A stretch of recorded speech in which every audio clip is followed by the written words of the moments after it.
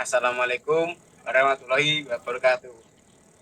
Perkenalkan, Waalaikumsalam warahmatullahi wabarakatuh. saya dan teman-teman dari kelompok 4, ya, saya sendiri yang bernama Ardika Bayu Eropan dari kelas TI 4B NIM 2211001045. Saya Alfianto Faidatul Alfi, NIM 2211010142.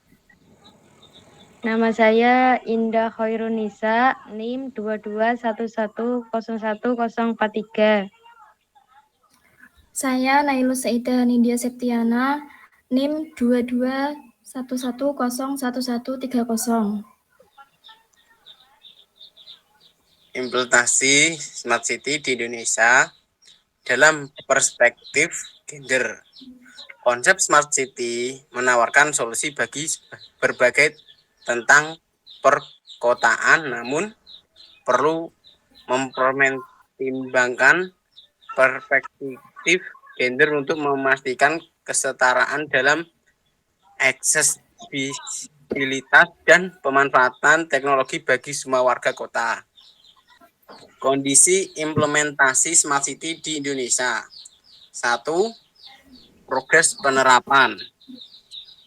Berbagai kota di Indonesia telah menerapkan inisiatif Smart City namun dengan tingkat perkembangan yang berbeda-beda.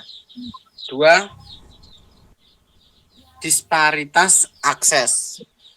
Perempuan dan kelompok rentan lainnya masih menghadapi kesenjangan akses terhadap teknologi dan informasi. 3. Partisipasi terbatas.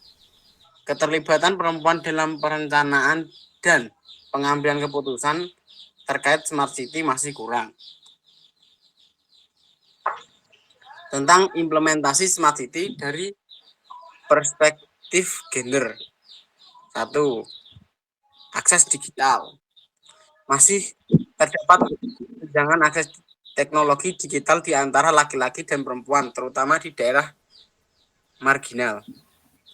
2. Partisipasi terbatas. Kurangnya representasi perempuan dan proses perencanaan dan pengambilan keputusan terkait pengembangan Smart City.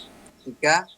Keamanan dan privasi. Perempuan seringkali menghadapi resiko keamanan dan privasi yang lebih tinggi dalam penggunaan teknologi Smart City.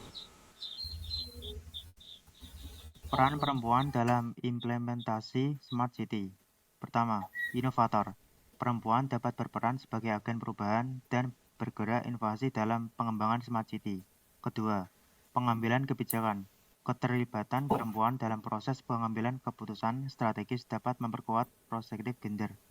Ketiga, penggunaan dan beneficiar. Perempuan sebagai pengguna utama Smart City harus dilibatkan dalam perencanaan dan evaluasi layanan. Inisiatif pemerintah dalam mengintegrasikan perspektif gender. Pertama, kebijakan inklusif. Pemerintah perlu merumuskan kebijakan dan regulasi yang mendorong kesetaraan gender dalam implementasi Smart City. Kedua, pembangunan kapasitas. Upaya peningkatan kapasitas bagi perempuan untuk berpartisipasi aktif dalam pembangunan Smart City. Ketiga, kemitraan lintas sektor. Kolaborasi dengan sektor swasta dan masyarakat sipil untuk memperkuat perspektif gender dalam Smart City. Monitoring dan evaluasi. Pemantauan dan evaluasi yang sistematis untuk memastikan implementasi Smart City yang responsif gender. Selanjutnya, menjelaskan tentang keterlibatan masyarakat dan sektor swasta. Yang pertama di sini ada kolaborasi. Kemitraan antara pemerintah, masyarakat, dan swasta untuk mengembangkan Smart City yang inklusif.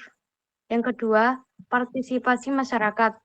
Melibatkan masyarakat, terutama perempuan, dalam proses perencanaan implementasi dan evaluasi Smart City.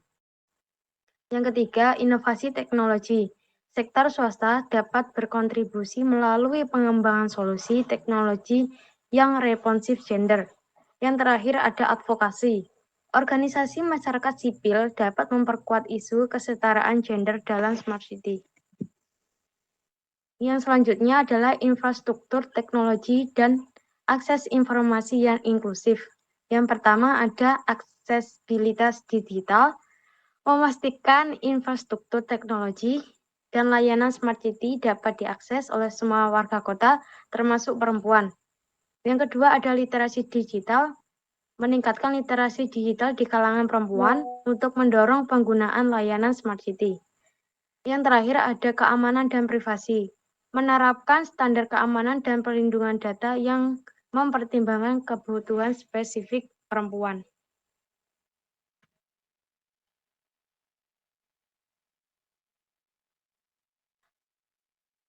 Yang selanjutnya akan dijelaskan oleh Mbak Nadia.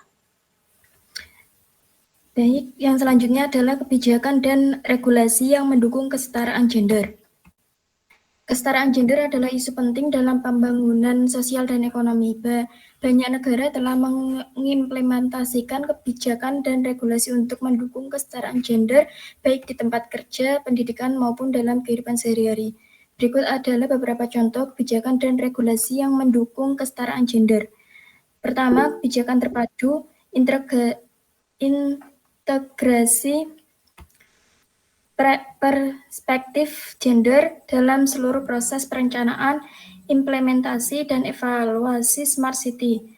Kedua, anggaran responsif gender, alokasi anggaran yang memperhatikan kebutuhan dan kepentingan perempuan dalam implementasi Smart City. Yang ketiga, keterlibatan perempuan, memastikan partisipasi perempuan dalam pengambilan keputusan terkait Smart City di semua tingkat. Dan yang terakhir adalah pemantauan dan evaluasi, yaitu pengumpulan data terpilah berdasarkan jenis kelamin untuk mengukur dampak implementasi Smart City. Jadi kesimpulan dan rekomendasinya adalah implementasi Smart City di Indonesia harus menempatkan perspektif gender sebagai aspek utama untuk memastikan akses dan manfaat yang adil bagi semua warga kota.